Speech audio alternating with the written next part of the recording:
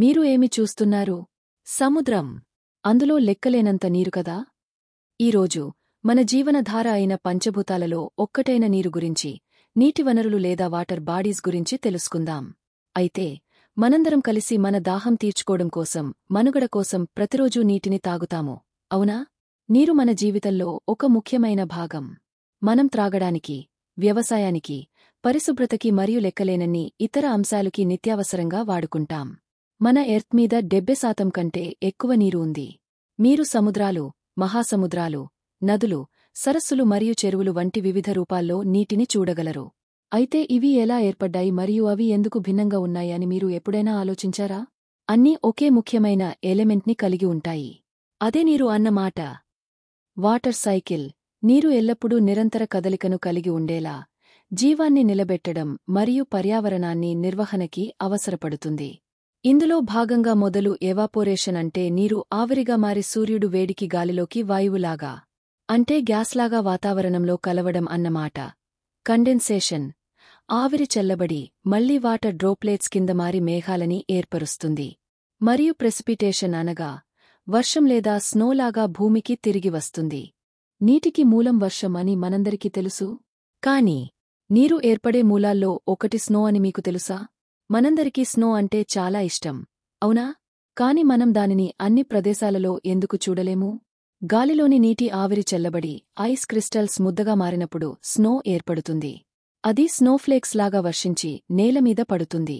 ఇందువల్లే మనం కోల్డర్ ప్రాంతాలలో లేదా వింటర్ సీజన్లలో స్నో చూస్తా ఉంటాం. ప్రపంచంలోని కొన్ని భాగాలులో మాత్రమే.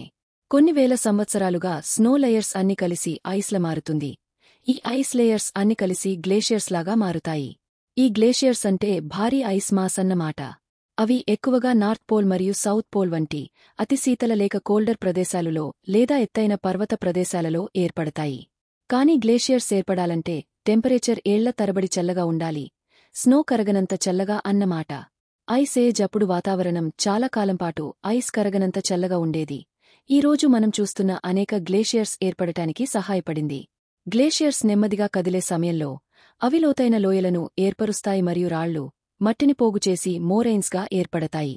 ఫియాట్స్ అనేవి గ్లేషియర్స్ వల్ల శిఖరాలు మధ్య ఏర్పడి సముద్రంలోకి ప్రయాణించే సన్నని ప్రవాహాలు అవుతాయి. గ్లేషియర్స్ కరిగినప్పుడు అవి మళ్లీ నదులు మరియు సరస్సుల్లో ప్రవహించే శుద్ధమైన, స్వచ్ఛమైన నీటిని విడుదల చేస్తాయి. నదులు ఈ కరిగిన గ్లేషియర్స్ నుండి లేదా సహజ వర్షాల నుండి ఏర్పడతాయి.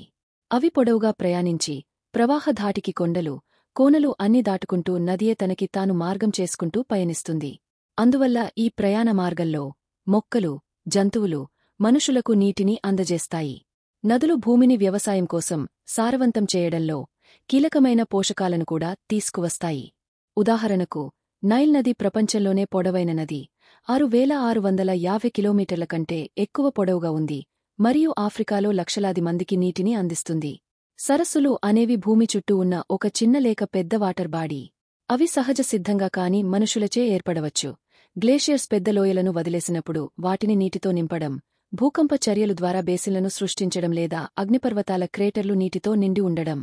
సరస్సులు తాగడానికి, వ్యవసాయానికి, వినోదం కోసం ముఖ్యమైన తాజా నీటి వనరులు. మీకు తెలుసా? కాస్పియన్ సముద్రం, దాని పేరు ఉన్నప్పటికీ, ప్రపంచంలోనే అతిపెద్ద సరస్సు అని. ఇప్పుడు జలపాతాలు గురించి మాట్లాడుకుందాం. జలపాతాలు నది లేదా ప్రవాహం పెద్ద ఎత్తైన ప్రదేశం నుంచి అయినా లేక క్లిఫ్ పై నుండి అయినా ప్రవహించినప్పుడు ఏర్పడతాయి. అవి కేవలం అందంగా ఉండడమే కాకుండా శక్తివంతంగా ఉంటాయి. తరచుగా హైడ్రోఎలక్ట్రిక్ పవర్ ఉత్పత్తి చేయడానికి ఉపయోగిస్తారు. నీరు క్రిందకి పడే సమయంలో అది పొటెన్షియల్ ఎనర్జీను సృష్టిస్తుంది. దానిని విద్యుత్తుగా మార్చవచ్చు. ప్రపంచంలోని ప్రసిద్ధ జలపాతాలులో నయాగరా జలపాతం మరియు విక్టోరియా జలపాతం ప్రథమం. లక్షలాది పర్యాటకులను ఆకర్షిస్తాయి మరియు మరొక ముఖ్యమైన రెన్యూవబుల్ ఎనర్జీ వనరుగా కూడా పనిచేస్తాయి. నీరు ఎత్తు నుండి తక్కువ ప్రాంతాలకు ప్రవహిస్తుంది, ఎందుకంటే గ్రావిటీ దానిని కిందికి లాగుతుంది. అందుకే నదులు పర్వతాల నుండి సముద్రం వరకు ప్రవహిస్తాయి. తక్కువ ప్రాంతాలు అయినప్పుడు చెరువులు మరియు సరస్సులు వంటి స్థిర నీరుంటాయి, ఎందుకంటే వాటికి ప్రవహించే పల్లం లేదు కాబట్టి. మళ్లీ మనం సముద్రంలోకి వచ్చేశాం. సముద్రాలు లేదా మహాసముద్రాలు వాస్తవంగా భారీ సాల్ట్ వాటర్ బాడీస్. ఇవి భూమి మీద 70% కంటే ఎక్కువ భాగాన్ని కవర్ చేస్తాయి. ఇవి భూమి బేసిన్లలో నీటి సేకరణ ద్వారా ఏర్పడతాయి. ఇవి టెక్టోనిక్ ప్లేట్లు కదలికల వల్ల లక్షల సంవత్సరాల క్రితం ఏర్పడిన పెద్ద లోతైన డిప్రెషన్స్.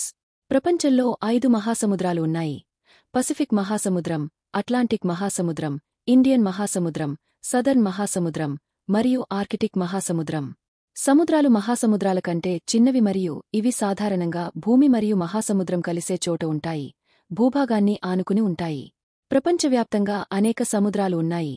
ఉదాహరణకు మెడిటరేనియన్ సముద్రం, కరీబియన్ సముద్రం మరియు బే ఆఫ్ బెంగాల్. భూమిపై ఉన్న మొత్తం నీటిలో సుమారు 97% ఉప్పునీరు. ఇది మహాసముద్రాలు మరియు సముద్రాల్లో ఉంటుంది. కేవలం 3% మాత్రమే తాజా నీరు. ఇది గ్లేషియర్స్, నదులు, సరస్సులు మరియు భూగర్భ జలాల్లో ఉంటుంది. మరి సముద్రాల్లో మరియు మహాసముద్రాల్లో మాత్రమే టైడ్స్ ఎందుకు ఉంటాయి, కానీ ఇతర నీటి వనరులులో ఎందుకు ఉండవు? టైడ్స్ చంద్రుడు మరియు సూర్యుని భూమిపై గల గ్రావిటేషనల్ పుల్ వల్ల ఏర్పడతాయి. ఈ గ్రావిటేషనల్ ఫోర్స్ నీటిని చంద్రుని వైపుకి పొంగడమన్నమాట. దాంతో అధిక మరియు తక్కువ టైడ్స్ ఏర్పడతాయి. ఈ టైడ్స్ ద్వారా టైడల్ పవర్ స్టేషన్ల ఉపయోగించి విద్యుత్తును ఉత్పత్తి చేయవచ్చు. మనుషులచే నిర్మించిన నీటి వనరులు గురించి తెలుసుకుందాం.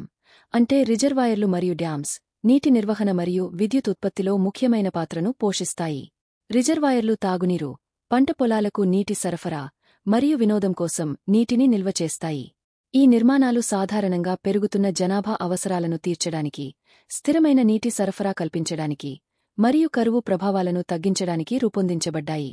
మరోవైపు డ్యామ్స్ ప్రవహించే నీటి ఫోర్స్ని ఉపయోగించి హైడ్రోఎలక్ట్రిసిటీని ఉత్పత్తి చేస్తాయి.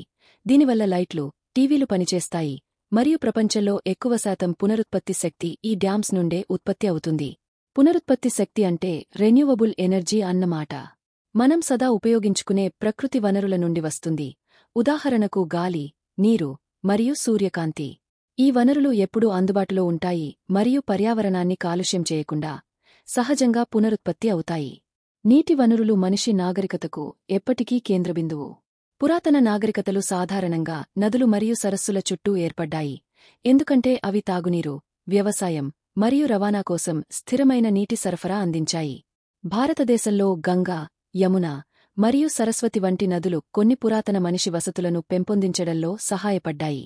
ఉదాహరణకు గంగా నది శాశ్వత నది, అంటే అది ఎప్పుడూ ఎండిపోదు. అది లక్షలాది మందికి స్థిరమైన నీటి సరఫరా అందిస్తుంది. అదనంగా సముద్రాలు మరియు మహాసముద్రాలు రవాణా మరియు వాణిజ్యానికి ముఖ్యమైనవి, ఎందుకంటే ఇవి పెద్ద దూరాల మధ్య వస్తువులు మరియు మనుషులను రవాణా చేయడానికి సహాయపడతాయి. మనం ముగించే ముందు సముద్రంలో ఒక అద్భుతమైన కొత్తగా కనుగొన్న విషయాన్ని మీతో పంచుకోవాలనుకుంటున్నాం. శాస్త్రవేత్తలు సముద్రంలో డార్క్ ఆక్సిజన్ అనే వాయువుని కనుగొన్నారు. సాధారణంగా ఆక్సిజన్ మొక్కలు మరియు ఆల్గే ద్వారా తయారు అవుతుంది, కానీ ఈ ఆక్సిజన్ సముద్రం అడుగున ఉన్న ప్రత్యేక రాళ్లు మరియు ఖనిజాల ద్వారా తయారవుతుంది. ఇది ఎలా పనిచేస్తుందో చూద్దాం. ఈ రాళ్లలోని కొన్ని లోహాలు చిన్న బ్యాటరీల్లాగా పనిచేస్తాయి. అవి సముద్ర నీటిని తాకినప్పుడు చిన్న విద్యుత్ ఛార్జ్ ఉత్పత్తి చేస్తాయి. ఈ ఛార్జ్ నీటి మాలిక్యూల్స్ని ఆక్సిజన్ మరియు హైడ్రోజన్గా విడగొడుతుంది. అది చీకటిలో కూడా పనిచేస్తుంది. అందువల్ల ఈ రాళ్లు సూర్యకాంతి లేకుండానే ఆక్సిజన్ని ఉత్పత్తి చేస్తాయి. ఇది మనం ఊహించని విధంగా ఆక్సిజన్ కూడా తయారవుతుందని మనకు చూపుతుంది.